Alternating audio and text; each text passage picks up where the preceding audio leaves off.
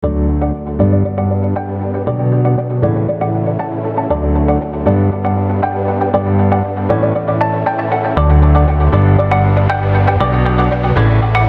dan jenis cybercrime. Cybercrime adalah kejahatan yang dilakukan melalui jaringan internet atau media elektronik. Dalam konteks perbankan, salah satu jenis cybercrime yang merugikan adalah internet banking fraud, di mana tindakan penipuan untuk mencuri data pribadi dan dana dari rekening bank seseorang. Jenis-jenis yang umum terjadi antara lain, yang pertama ada phishing, yang kedua ada phishing, yang ketiga ada simsing, yang keempat ada malware dan keylogger, yang kelima ada man in the browser, yang keenam ada SIM swap fraud atau nomor telepon korban diambil alih untuk mengakses akun. Kejahatan ini berkembang seiring kemajuan teknologi dan meningkatkan ketergantungan terhadap layanan digital. Oke, untuk yang selanjutnya ada cara kerja atau modus kejahatan. Pelaku cybercrime biasanya menggunakan teknik rekayasa sosial untuk mendapatkan data korban. Mereka menyamar sebagai pihak resmi dan memanfaatkan kelengahan pengguna. Lalu ada beberapa modus umum nih yang sering digunakan oleh cybercrime, antara lain mengirim tautan phishing yang menyerupai situs resmi bank, lalu menggunakan spoofing. Apa sih spoofing itu? Spoofing yaitu menyamarkan identitas penelepon seolah-olah dari call center resmi, menyebarkan aplikasi palsu guna mencuri data OTP dan PIN, menggunakan malware ATS (Automatic Transfer System) yang otomatis mengganti rekening tujuan saat transaksi berlangsung. Lalu bagaimana kita bisa melindungi diri? Kita bisa melindungi diri dengan cara jangan pernah memberikan OTP, PIN, dan password kepada siapapun, bahkan yang mengaku dari bank. Cek ulang situs yang kita buka, jangan asal klik link, lalu download aplikasi dari Play Store atau App Store saja.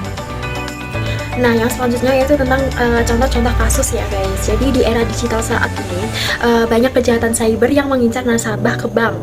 Nah, terutama tuh melalui teknik manipulasi seperti phishing dan penggunaan aplikasi palsu. Nah, pada kasus pertama, seorang nasabah menerima email promo palsu yang mengandung tautan. Tanpa sadar, ia itu mengklik tautan tersebut dan mengisi data-data dan login dari situs palsu tersebut. Akibatnya seluruh data orang tadi itu roib dalam waktu singkat. Terus yang kasus kedua itu ada nasabah mendapatkan telepon dari seseorang yang mengaku dari pihak bank.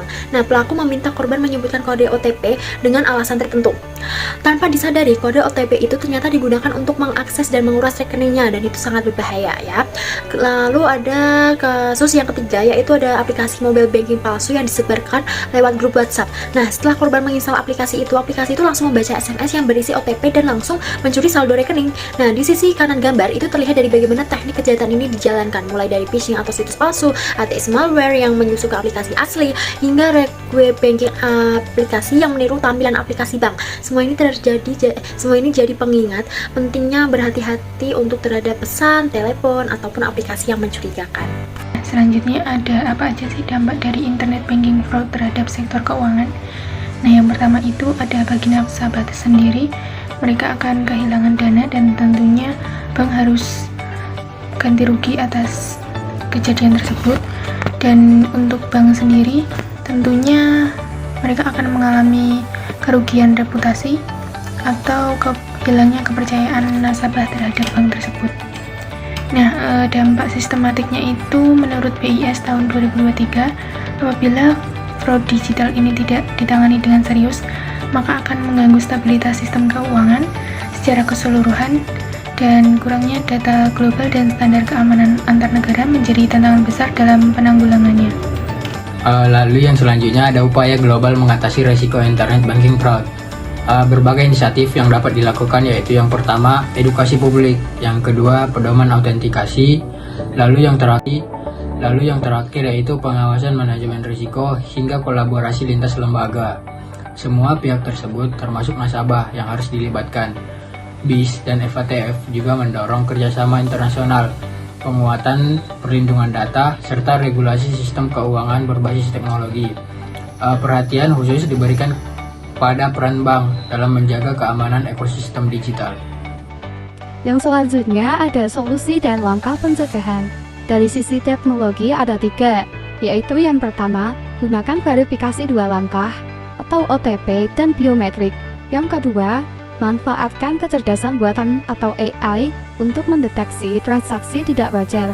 Dan yang ketiga, bank perlu menerapkan monitoring real time untuk mengawasi aktivitas mencurigakan.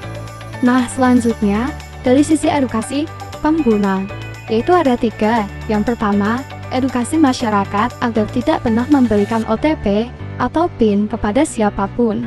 Yang kedua, ajarkan untuk selalu verifikasi keaslian situs dan aplikasi. Dan yang ketiga, kampanye literasi digital secara masif dan konsisten. Nah, selanjutnya, dari sisi regulasi, kerjasama internasional, ada 2 ya. Yang pertama, lembaga seperti BIS atau FATF mendorong kolaborasi lintas negara. Yang kedua, penguatan hukum perlindungan data dan sertifikasi keamanan digital sangat diperlukan. Oke, kesimpulan pada PowerPoint kali ini yaitu penipuan digital dalam dunia perbankan bukan lagi isu teknis semata, melainkan telah menjadi persoalan global yang menyangkut kepercayaan, stabilitas sistem keuangan, dan keamanan data masyarakat. Di era serba digital, di mana transaksi keuangan semakin cepat dan berbasis pada teknologi, serta risiko keamanan cyber terhadap rekening pribadi pun ikut meningkat. Para pelaku kejahatan kini lebih canggih, terorganisir, dan lebih memanfaatkan celah dalam sistem maupun kelemahan manusia, seperti kelengahan dalam menjaga data pribadi. Berikut adalah pesan edukatif. Yang pertama, jangan pernah memberikan OTP, PIN, atau password kepada siapapun, even itu orang terdekat Anda. Lalu, data digital adalah aset. Jagalah sebagaimana kamu menjaga uang kamu. Dan yang terakhir yaitu, cek 2 kali sebelum klik tautan atau unduh aplikasi.